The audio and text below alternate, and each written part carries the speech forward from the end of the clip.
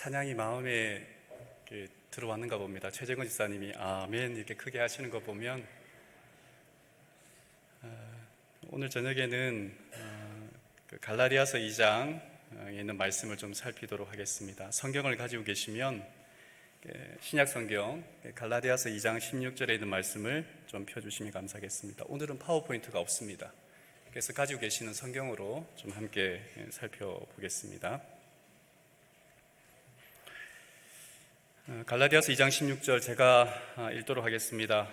사람이 의롭게 되는 것은 율법의 행위로 말미암이 아니요 오직 예수 그리스도를 믿음으로 말미암는 줄 알므로 우리도 그리스도 예수를 믿나니 이는 우리가 율법의 행위로서가 아니고 그리스도를 믿음으로써 의롭다함을 얻으려 함이라.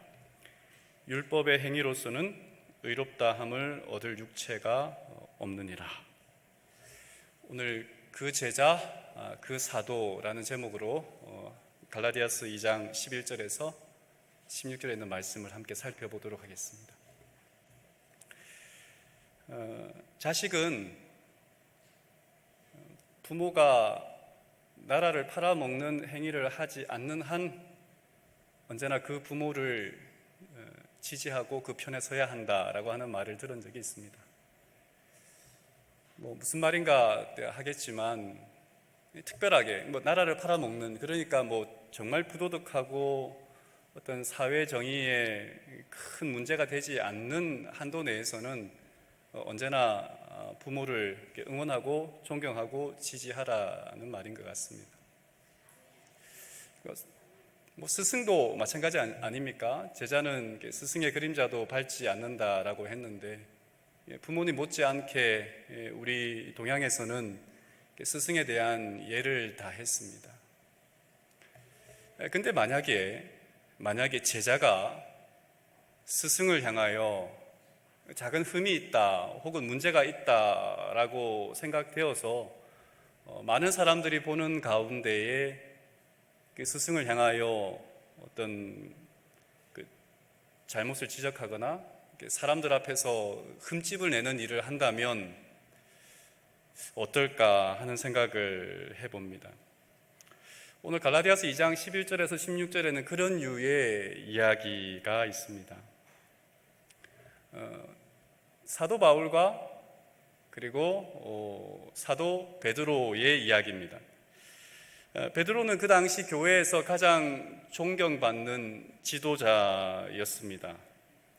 바울 역시 다메섹으로 가는 중에, 물론 예수를 핍박하는 사람을 잡으러 가는 중이었지만 다메섹에서 예수님을 만난 이후에 회심을 하지 않습니까? 그리고 9년 동안 어떤 외인 생활을 한 후에 특별한 부르심으로 하나님의 복음을 전하는, 특별히 예수를 전하는 이방인 사도로 역할을 하게 됩니다. 그러고 보면 예수를 믿는 일에 있어서 베드로는 바울보다 선배입니다. 예수님을 전하는 사역에 있어서 베드로는 바울의 스승격인 것입니다. 그런데 선배고 스승격이 되는 베드로에게 바울이 도발하는 이야기가 나옵니다. 정확하게 말하면 바울이 사람들이 있는 장소에서 공개적으로 베드로를 책망하는 하극상이 벌어졌습니다. 베드로는 왜 책망을 받았을까? 그리고 바울은 알만한 사람이 왜 이런, 어쩌면 이 교회에 이 분란이 일어날 이런 일들을 했을까? 갈라디아서 2장에 있는 내용을 좀 가만히 살펴본다면 예수님의 승천 후에 초대교회는 많은 사람들이 교회로 들어오지 않았겠습니까? 특별히 그 가운데 이방인들, 유대인이 아닌 이방인들이 예수님을 믿는 일이 발생하게 되었습니다. 교회 안에도 그러한 사람들이 들어오게 된 것입니다. 특별히 안디옥, 오늘날의 튀르키예 남동부에 있는 안타키아라고 하는 도시인데 그 안디옥에 있는 교회가 특별히 이방인들이 예수를 믿는 그런 일들이 많이 일어났습니다. 그곳에 바나바와 바울이 선교사로 파송되었고 거기에서 많은 사람들에게 복음을 전하는 일이 있었습니다. 그런데 사람들은 어떤 생각이 바뀌지 않았냐면 그 유대인들은 이방인들이 교회로 들어오는 것까지는 인정할 수 있는데 많은 경우에는 교회로 들어왔으면 우리 유대인들이 지키던 그 방식대로 신앙을 해야 된다는 것입니다. 그러니까 예수 믿는 것, 예수 믿고 구원받는데 그것만으로 만족하지 않고 유대인들의 방식대로 그 신앙생활을 해야만 진짜 하나님으로부터, 예수로부터 구원받는 사람의 자격이 주어진다라고 보는 생각들이 은연중에 있었습니다. 그리고 또 한편으로는 예수를 믿는 것 외에 어떤 것으로도 우리의 구원을 결정지을 어떠한 것도 없다라고 하는 주장도 있었겠죠. 아마 이방인들은 후자를 택했을 테고 유대인들은 전자를 아마 선호했을 것 같습니다. 그런 가운데 이제 오늘 성경 속으로 한번 좀 더 들어가 보도록 하겠습니다. 갈라디아서 2장 11절에서 13절에 있는 말씀입니다. 11절, 게바가 안디옥에 이르렀을 때에 책망받을 일이 있기로 내가 그를 대면하여 책망하였노라.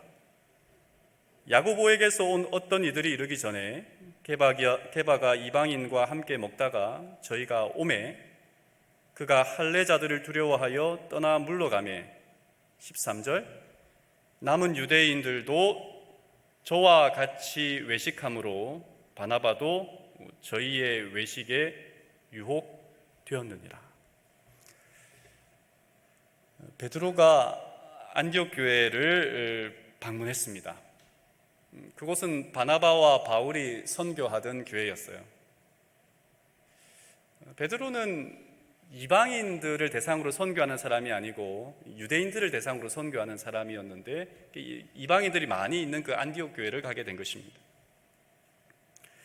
처음에는 이방인 그 신자들과 스스럼 없이 대화하고 또 어떻게 보면 오늘날로 말하면 그 양푼위에다가 밥을 넣고 나물을 넣고 비벼서 숟가락을 이렇게 서로 이렇게 부딪히며 밥을 먹는 그런 일이 있었던 것입니다.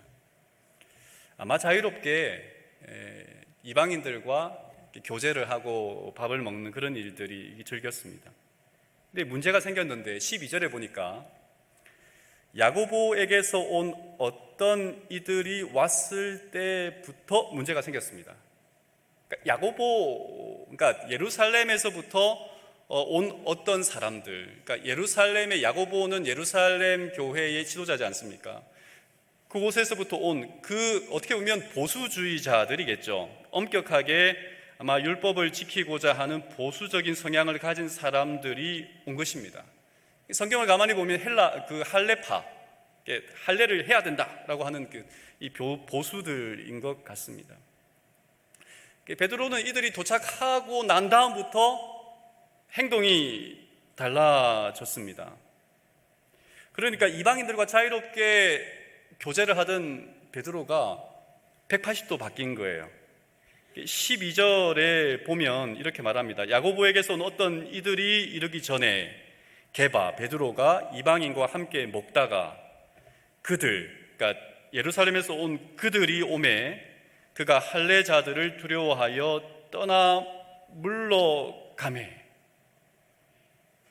이방인들과 밥을 먹던 베드로가 그 예루살렘에서 온 유대인들이 안디옥 교회에 오자마자 어떻게 했다고요? 이방인들과 섞이지 않는 거예요. 밥을 먹지 않는 거예요. 본체만 채 하는 겁니다. 이 먹다가라는 표현이 여기에 등장합니다. 먹다가, 이방인과 함께 먹다가. 이 먹다가라고 하는 말은 어떤 이 단어에 쓰여진 시제를 보면 미완료 시제라고 하는 거예요. 그러니까 한 번만 먹은 것이 아니라 계속 먹은 거예요. 지금까지 계속 먹어왔다는 거예요. 계속 먹어오다가 싹 바뀌었어요. 왜 그랬을까? 유대인들은 일반적인 유대인이라면 절대 이방인과 말을 섞지도 않겠고 또 교회 안에 들어온 유대인이라 할지라도 이방인과 함께 그릇을 공유하는 일은 없었을 겁니다. 그러니까 베드로의 이런 행동들은 그 당시로서는 굉장히 파격적인 거였어요. 그러니까 오늘날은 이게 뭐 특별한 문제가 아니지만 그 당시는 굉장히 파격적이었다라고 하는 게 말입니다. 베드로는 왜 밥을 먹다 말고 자리를 떴을까? 왜 베드로의 확신이 바뀌었을까? 베드로가 예수 그리스도를 믿는 모든 이방인에게도 구원이 있다라고 하는 믿음의 확신이 바뀐 것일까? 베드로가 왜 바뀌었습니까? 그의 믿음이 확신이 바뀐 건 아니었어요. 무엇 때문에 바뀌었냐면 할례자들 때문이었습니다.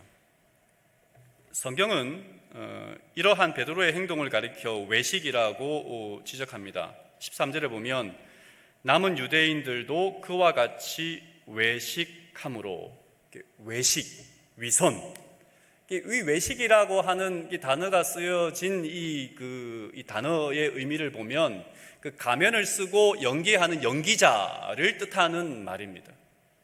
그러니까 싹 바뀐 거예요. 베드로의 행동이 말입니다. 베드로는 할례자들을 두려워하여 물러갔다라고 말합니다. 다시 말해 사람의 시선을 두려워하여 자신의 신앙적인 확고한 그 원칙 혹은 신념을 잠깐 이렇게 연기자처럼 이렇게 가려버린 것입니다. 베드로는 아마 예루살렘에서 온 그 보수적인 아마 영향력이 있는 유대인들이었겠죠. 아마 자기의 평판에 어떤 흠집을 낼 수 있는 그런 사람이었을 겁니다. 평판에 흠집이 난다는 것은 수치고 수치심이 드러난다는 것은 그의 명예와 관련이 있는 부분이기 때문에 어쩌면 베드로는 이것 때문에 두려워했을지도 모르겠습니다. 사실 베드로는 이 이방인과의 문제에 대하여 이미 그 해결을 보았어요. 사도행전 10장에 가면 고넬료 사건이 나오지 않습니까? 백부장 고넬료 사건을 통해서 이미 그 전에 고넬료를 만나기 전에 하늘에서 부정한 음식이 내려오고 하는 먹으라라고 하는 이야기를 통하여 이미 베드로는 이 문제에 대하여 자유롭다라고 생각했고, 하나님께서 이방인들에게도 복음을, 그리고 이방인들과 함께 섞여서 생활하는 것이 하나님의 뜻이구나라고 하는 것을 베드로는 이미 알고 있었습니다. 근데 왜 베드로가 할례자들을 두려워했을까? 제가 볼 때 예수님이 십자가에 달려 돌아가시기 전 그 대제사장의 집에 가서 신문을 받을 때 베드로가 무엇하죠? 너 예수님이 제자 아니야? 라고 물었을 때 아니라고 몇 번 부인했어요? 3번 부인했어요. 왜 부인했어요? 두려웠겠죠. 그러니까 베드로의 어떤 이 성격이랄까, 그 내면에 숨겨진 마음에는 자기 자신에게 수치감을 준다든지 혹은 자기 자신이 온전히 드러나서 다른 사람들에게 어떤 창피를 당하거나 그런 부분이 되면 거부하거나 혹은 그의 행동이 완전히 바뀌는 모습을 봅니다. 아마 이 순간에도 베드로의 그 숨겨진 그 내면 세계에 있던 어떤 방어 기제가 작동했을지도 모르겠다는 생각이 듭니다. 근데 바울은 이것을 외식, 위선이다라고 규정합니다. 13절 다시 읽으면 남은 유대인들도 저와 같이 외식함으로 바나바도 저희의 외식에 유혹되었느니라. 죄는, 이런 위선은 전념성이 굉장히 강합니다. 한 사람이 그렇게 하면 다른 사람들도 그건 뭐 대수롭지 않은 듯이 그런 행동을 하기 때문에 그렇습니다. 바울의 선교 동역자였던 바나바, 그는 어떤 사람이에요? 지금 이 안디옥 교회의 목사예요. 안디옥 교회 교인들을 잘 아는 사람이, 이방인들과 함께 뒹굴며 먹고 그렇게 생활하던 사람 바나바도 뭐 했다고요? 할례파들이 오니까 싹 표정을 바꾸고 언제 그랬냐는 듯이 외식, 위선을 뜨는 모습을 보게 됩니다. 그러니까 베드로의 이 행동이 우리가 정확하게는 모른다 할지라도 이것이 그 교회의 수많은 사람들에게 뭐 한 거예요? 나쁜 영향력을 미친 것은 분명합니다. 바울의 관점에서 한번 이야기를 다시 살펴보겠습니다. 그러니까 베드로의 입장에서 본다면 이렇고요. 바울의 관점에서 보면 11절에 게바가 안디옥에 이르렀을 때에 책망받을 일이 있기로 내가 대면하여 책망하였노라. 직접 얼굴을 마주하고 베드로를 향하여 지적했다, 잘못을 지적했다. 그것도 14절에 보면 바울이 모든 자 앞에서라고 기록하고 있습니다. 그러니까 베드로가 잘못한 부분을 바울이 가서 개인적으로 베드로 사도님 잠깐 저 좀 봅시다 라고 데려나가서 이야기할 수 있었겠죠. 그리고 소수의 교회 직원들만 앉혀놓고 이야기할 수도 있었을 겁니다. 그런데 보니까 공개적으로 모든 사람 앞에서 베드로의 잘못을 바울이 보란 듯이 그 잘못을 지적하는 모습을 봅니다. 14절에 보면 바울은 베드로에게 이렇게 말했습니다. 내가 유대인으로서 이방인을 따르고 유대인답게 살지 아니하면서 어찌하여 억지로 이방인을 유대인답게 살게 하려느냐 하였노라. 새번역 성경을 다시 이 구절을 읽어드리면 당신은 유대 사람인데도 유대 사람처럼 살지 않고 이방 사람처럼 살면서 어찌 이방 사람들로 유대 사람이 되라고 강요합니까? 라고 이야기하는 겁니다. 한마디로 너무 모순되고 일관성 없게 행동하는 그 베드로의 행동을 꾸짖는 거예요. 아니, 당신은 이방인들이 이제는 자유롭게 하나님의 율법을 특별히 할례를 받거나 어떤 특별한 유대인들만의 행위를 하지 않아도 구원받는다고 그렇게 이야기해놓고 이제 와서는 우리 이방인들이 유대인들처럼 살아야 된다라고 이야기하는 것, 도대체 당신이 하는 말 뭐가 맞냐? 바울이 이렇게 이야기를 하는 겁니다. 복음의 진리를 따라 바르게 행하지 않는다라고 베드로에게 지적했습니다. 바울은 왜 이렇게 강하게 직언을 했을까요? 왜 강하게 베드로에게 이런 말을 했을까요? 아마 어떤 면에서는 이 말을 통해서 갈등이 일어날 것을 아마 불보듯이 뻔하게 알았을 바울이 말입니다. 게다가 제가 볼 땐 자신보다 연장자예요. 그리고 공개적으로 이런 일을 책망하는 일이 쉬운 일이 아니죠. 그 사람이 누구든지 간에 말입니다. 베드로가 누굽니까? 12제자 가운데 가장 으뜸되는 수제자요, 지금은 가장 영향력 있는 사도입니다. 그에 비해 바울은 까마득한 후배라고 할 수 있는 거예요. 그뿐만 아니라 사도 바울은 수많은 사람들에게서 사도가 아니라는 공격을 받았을 때에도 베드로는 그의 사도의 편을, 바울의 편을 들어주고 괴로운 마음으로 예루살렘을 찾아갔을 때에도 그 바울을 위로했던 사람이 누구냐면 베드로예요. 어려울 때, 모든 사람이 외면할 때 자기를 받아주고 편을 들어주었던, 위로해 주었던 사람이 누구예요? 베드로예요. 그런데 어떻게 사도 바울이 베드로가 혹 잘못했을지라도 개인적으로 이야기할 수 있었을 텐데 왜 공개적으로 베드로의 위신을 깎아내렸을까? 자칫하면 교회에 큰 분열이 일어날 수도 있었습니다. 그리고 베드로와 심각한, 교회뿐 아니라 개인적으로도 베드로와 심각한 그 관계가 단절될 수도 있는 그런 상황이었습니다. 근데 공개적으로 이렇게 한 이유는 이 문제가 대수롭지 않은 문제입니까? 아니면 굉장히 교회에 심각한 문제라는 말입니까? 우리가 볼 때는 심각하게 보이지 않아요. 우린 좋아하는 사람들끼리 밥 먹잖아요. 새로운 신자들이 와도 관심 없잖아요. 그 사람들과 오든 말든 또 왔네?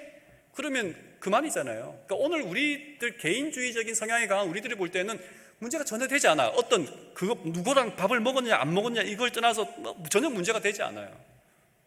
초대교회는 이것이 굉장히 큰 문제였습니다. 바울은 사람을 기쁘게 하려는 마음이 많은 사람이에요? 아니면 하나님을 기쁘게 하려는 마음이 많은 사람이에요?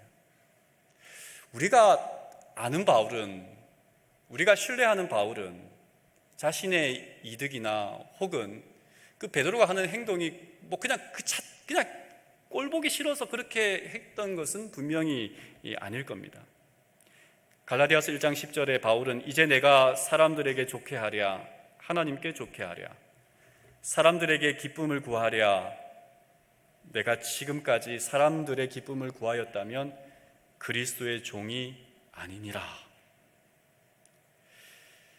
바울은 진리를 위해서 서는 일에는 물불을 가리지 않는 사람이에요. 그러니까 개인의 어떤 이익을 위해서 이런 일을 했다라고 보지는 않습니다. 근데 우리가 또 주목해야 할 것은 바울이 갈등을 조장하는 일에 전문가는 아니에요. 바울은 갈등이 일어나는 그 교회를 안정시키고 평화롭게 그 문제를 해결하기 위하여 애쓰던 그런 사람이었습니다. 누구보다 이러한 문제가 강하게 대두되면 교회에 큰 문제가 갈등이 일어날 수 있다는 것을 너무도 잘 알고 있었습니다. 그러면 왜 그랬을까? 왜 그랬을까?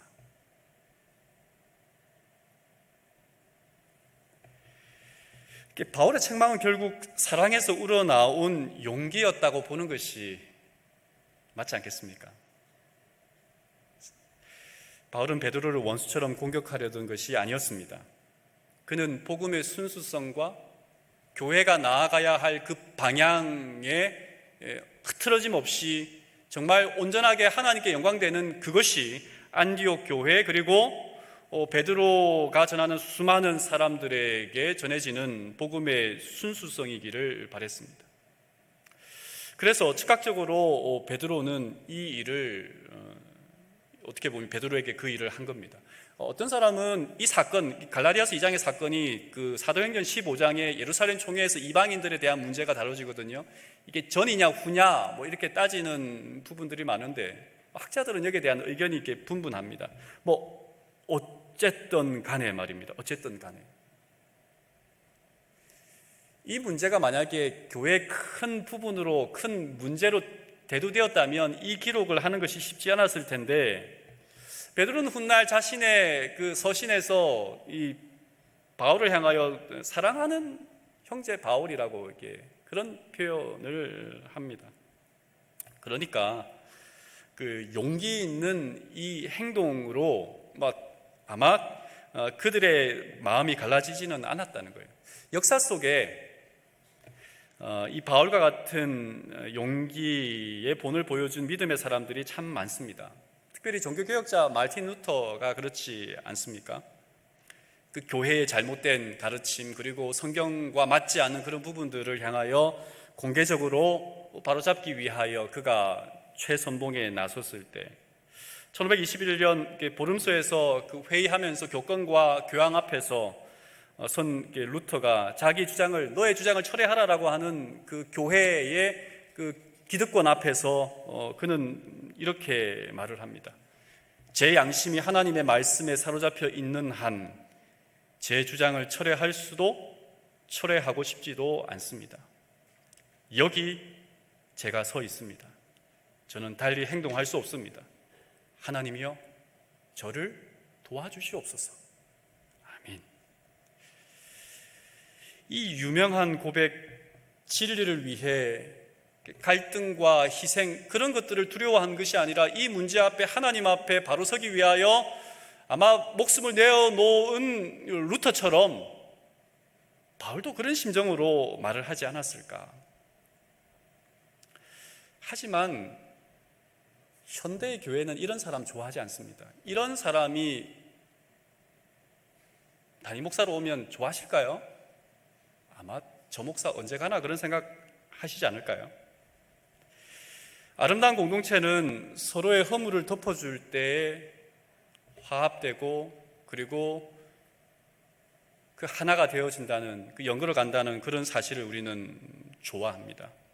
사사건건 대립하고 들춰내고 옳고 그름을 따지는 그런 공동체는 쉽게 무너지게 되어 있다라고 저희는 또 생각합니다. 그러나 깊은 상처와 문제가 있는 그런 환부가 있다면 들춰내지 않고 놔둘 것인가, 아니면 들춰내고 도려낼 것인가, 고민해야 되는 중대한 문제 앞에 바울은 이런 결정을 했다라고 보시면 큰 어려움이 없을 것 같습니다. 바울은 두루뭉실 이렇게 들어가지 않았어요. 딱 바로 이렇게 직접적으로 이렇게 베드로를 꾸짖었습니다. 여러분, 바울이 교만해진 것일까요? 베드로에 대한 경쟁 의식 때문에 이때가 기회다 싶어서 베드로의 잘못을 끄집어내고 공개적으로 사람들에게 망신을 주어서 베드로 별것 아니다, 내가 베드로보다 훨씬 낫다라고 하는 것을 사람들에게 드러내기 위함은 바울의 마음이었을까요? 아니다라고 하는 것에 대하여 우리는 다 압니다. 이유는 간단합니다. 바울은 이방인이면서 자신과 함께 사역을 했던 디도에게는 할례를 주지 않았어요. 그런데 아버지가 이방인이고 어머니가 유대인인 디모데를, 그러니까 그의 어떤 그 영적 아들로 삼지 않았습니까? 디모데에게는 뭐 했냐면 할례를 줬어요. 디도에게는 할례를 줄 필요가 없다라고 이야기를 했어요. 그런데 디모데에게는 바울이 할례를 줬어요. 그러니까 디모데는 유대인을 위한 사역에 많은 쓰임을 받았습니다. 유대인을 위한 많은 사역에 쓰임을 받았는데 유대인들이 항상 그 디모데에게 뭐라 그랬어요? 너 할례 받았냐? 라는 질문을 할 거 아니에요. 그래서 그런 쓰임을 위해서는 바울은 할례를 받게 하기도 하고 또 다른 한편으로는 할례를 받지 않게 하기도 했습니다. 바울은 어느 한편을 이랬다 저랬다 하는 사람이 아니라 바울은 복음을 위해서 때로는 필요하다라고 하면 그렇게 했던 사람이에요. 이 균형 감각이 굉장히 좋았던 사람입니다. 바울은 구원 문제로 할례를 받아라, 받지 말라 그렇게 말한 사람도 아니었습니다. 그는 내가 법 있는 자에게는 법 있는 자같이, 법 없는 자에게는 법 없는 자같이, 율법이 있는 자에게는 율법이 있는 자같이, 율법이 없는 자에게는 율법이 없는 자같이 행동한다라고 말하는 사람이었습니다. 그런 그가 베드로의 잘못을 공개적으로 책망한 이유는 단 하나, 교회가 이 문제로 흔들릴 수 있었기 때문입니다. 근데 더 대단한 것은요, 저는 바울보다 더 대단한 것은 누구냐면요, 누가 대단해요? 베드로입니다. 바울의 이런 책망을 베드로가 고깝게 여겼다면 그것 하나, 바울 너 하나 찍어내는 것, 내가 온 힘을 다하여, 아니 온 힘을 다하지 않아도 너 하나 찍어내는 것 문제가 됐을까요? 제가 볼 때는 문제가 되지 않습니다. 베드로는 그만한 영향력과 힘이 있는 사람이, 찍어낼 수 있었던 사람입니다. 그런데 베드로는 매를 맞았어요. 후배의 어떻게 보면 제자와 같은 바울의 매를 맞았습니다. 이를 통해서 베드로는 완전한 사도로 저는 거듭났다고 생각합니다. 예수님의 부인하고 난 다음에, 그리고 예수님이 부활하신 이후에 갈릴리 호숫가에서 예수님이 베드로에게 3번 물었잖아요. 네가 나를 사랑하느냐? 한 번 깨어졌어요. 근데 깨어지고 정말 이렇게 사도다운, 제자다운 모습으로 살아갔는데 여기에서 또 한 번 더 깨어진 겁니다. 완전히 껍질을 벗어버린 거예요. 바울의 이 견책, 바울의 이 어떤 지적, 그걸 단순히 자신의 잘못이 드러나서 수치감으로 드러나는 것으로 생각하지 않고 온전히 뭐 했어요? 하나님께 나아가는 기회로 삼았습니다. 사도행적 198쪽에 보면 이렇게 말합니다. 베드로는 그가 범한 과오를 알고서 그의 힘에 미치는 한 신속히 그 잘못을 고치고자 하였다. 종말을 시초부터 아시는 하나님께서는 그 연단받은 사도로 하여금 자신에게는 자랑할 것이 없음을 깨닫게 하시려고 베드로가 이와 같은 품성의 약점을 드러내는 것을 허락하셨다. 가장 훌륭한 사람이라고 할지라도 스스로 내버려 두면 판단에 있어서 과오를 범하게 된다. 좀 말씀을 정리하겠습니다. 별내 믿음의 식구 여러분, 말씀을 함께 나누고 이야기하면서 어떤 생각이 드셨습니까? 왜 오늘날 우리는 이런 사람, 바울과 같은 문제를 지적하고 교회의 질서를 잡기 위하여 어떤 직언을 하는 사람들을 부담스러워하고 이런 일을 또한 내 스스로도 만들지 않으려고 할까요? 질책하는 바울과 질책받은 베드로, 두 사람 중에 누가 더 힘들었을까라고 묻는다면 저는 베드로라고 이야기하고 싶습니다. 바울은 잘 때렸고요, 베드로는 잘 맞았어요. 그러니까 두 사람 다 정말 어려운 일을 했습니다. 이런 관계, 이런 일들이 어떤 교회와 우리의 어떤 신앙과 구원에 있어서 어떤 문제가 있을 때 이런 지적을 하고 문제를 바로잡을 수 있는 어른이, 사람들이, 진실한 신앙인들이 교회에 많으면 좋겠습니까? 적으면 좋겠습니까? 고당 조만식 선생님, 조선의 간디로 알려진 이분은 기독교인입니다. 조만식 장로님으로 우리에게 알려져 있는데, 이분의 겸손한 일화가 있습니다.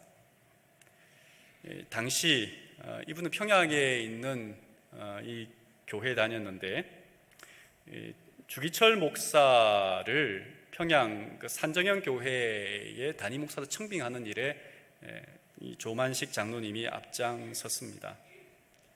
이 주기철 목사님을 청빙하기 위해서 마산 문창교회를 가서 정중하게 모셔왔습니다. 사실 이 주기철 목사는 이 조만식 선생님이 오산학교의 제자이기도 했습니다. 그러니까 스승이 제자한테 가서 정중하게 부탁을 해서 청빙했습니다. 근데 어느 일요일 이제 평양 산정현 교회에 주기철 목사가 부임하고 난 다음에, 주기철 목사님은 나중에 그 일제시대 때 신사참배를 끝까지 거부하고 그래서 순교를 당한 그런 목회자이기도 합니다. 한국 교회사에 굉장히 훌륭한 본이 되는 목회자입니다. 근데 어느 일요일 주기철 목사가 예배를 설교를 하고 있는데 그 조만식 장로님이 늦게 왔어요. 오늘 같으면 어떻게 해요? 근데 이 주목사님이, 조장로님 거기 서십시오, 서서 예배 드리십시오, 그랬어요. 그 조만식 장로님이 그냥 장로님이 아니죠. 그 모든 사람들이 그 교회나 교회 밖에서나 이렇게 존경받는 분이고 그 교회의 기둥 같은 분인데, 조장로님 거기 서십시오, 늦게 왔으니까 서서 예배 드리십시오. 교인들이 예배를 지금 어떤 마음으로 예배를 드렸겠어요. 근데 예배가 끝나서 이제 그 주목사님이 늦게 왔으니까 벌로 이제 기도하고, 마지막 기도는 장로님이 하십시오. 그랬더니 기도를 하면서, 하나님 아버지, 주의 종을 마음에 불편하게 하고 또 교회 장로로서 본이 되지 못한 그런 행동을 한 것을 회개합니다. 이런 목사님이 있으면 좋으시겠습니까?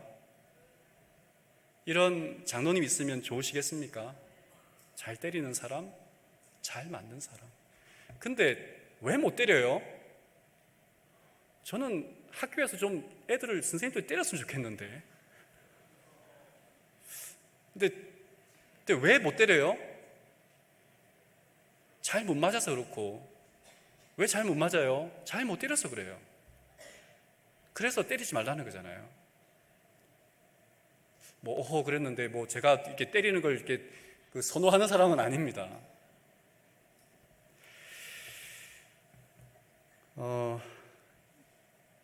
과연 그 스승의 그 제자, 그 목사의 그 장로였습니다. 주기철 목사님은 그렇게 그의 마지막 설교, 그가 순교하기 전 마지막 설교의 제목이 일사각오였다고 합니다. 일사각오. 하나님 이름 앞에 양심을 지키겠다라고 하는 내용의 설교였습니다. 이분도 순교하고 조장로님도 결국은 그의 어떤 양심대로 살다가 순교했습니다. 설교를 마치면서 저는 스스로에게 질문해 보았습니다. 하나님이 두렵냐? 사람이 두렵냐?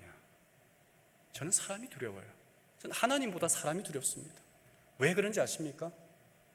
하나님은 제 마음을 오해하지 않아요. 제가 하는 행동의 동기를 절대로 오해하지 않기 때문에 그런 면에 있어서 저는 하나님이 두렵다기보다 사람이 두려워요. 제가 하는 행동, 제가 하는 말, 제가 하는 표정, 제가 오늘 설교했던 학교에서 때렸다, 때렸으면 좋겠다라고 하는 말 가지고 또 저 목사부래 이렇게 할 거니까, 오해할 거니까 저는 사람이 두려워요. 저는 하나님보다 사람이 두렵습니다. 근데 사도 바울과 베드로의 이야기를 통하여 분명한 길, 교회가 나아가고 믿음의 사람들이 나아가야 할 분명한 길을 보여주셨어요. 그래서 저는 이렇게 기도하고 싶습니다.